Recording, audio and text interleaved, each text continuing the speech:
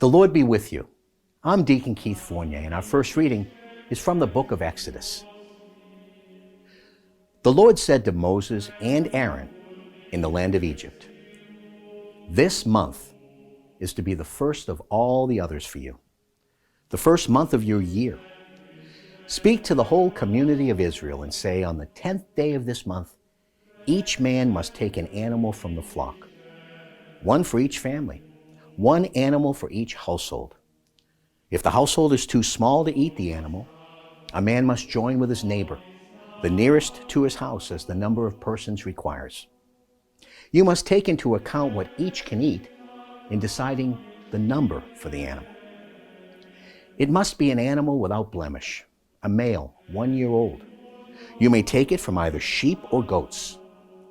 You must keep it till the 14th day of the month, when the whole assembly of the community of Israel shall slaughter it between the 2 evenings.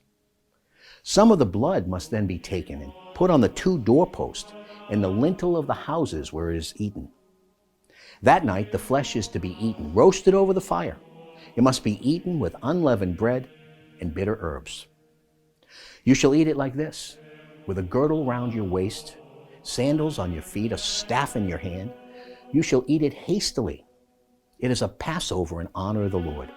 That night I will go through the land of Egypt and strike down all the firstborn in the land of Egypt, man and beast alike, and I shall deal out punishment to all the gods of Egypt.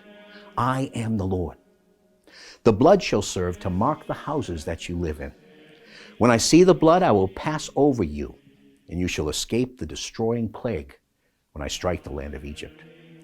This day is to be a day of remembrance for you, and you must celebrate it as a feast in the Lord's honor. For all generations you are to declare it a day of festival forever."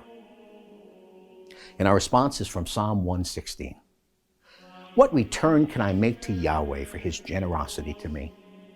I shall take up the cup of salvation and call on the name of Yahweh. Costly in Yahweh's sight is the death of his faithful. I beg you, Yahweh, I am your servant. I am your servant, and my mother was your servant. You have undone my fetters. I shall offer you a sacrifice of thanksgiving and call on the name of Yahweh. I shall fulfill my vows to Yahweh, witnessed by all his people. And our second reading is from the first letter of the Apostle Paul to the Corinthians. Every time you eat this bread and drink this cup, you are proclaiming the death of the Lord. This is what I received from the Lord, and in turn passed on to you. That on the same night that he was betrayed, the Lord Jesus took some bread and thanked God for it and broke it, and he said, "This is my body, which is for you. Do this as a memorial of me." In the same way, he took the cup after supper and said, "This cup is the new covenant in my blood. Whenever you drink it, do this as a memorial of me. Until the Lord comes, therefore, every time you eat this bread and drink this cup, you are proclaiming his death." A reading from the Holy Gospel according to St. John. Now Jesus showed how perfect his love was. It was before the festival of the Passover, and Jesus knew that the hour had come for him to pass from this world to the Father.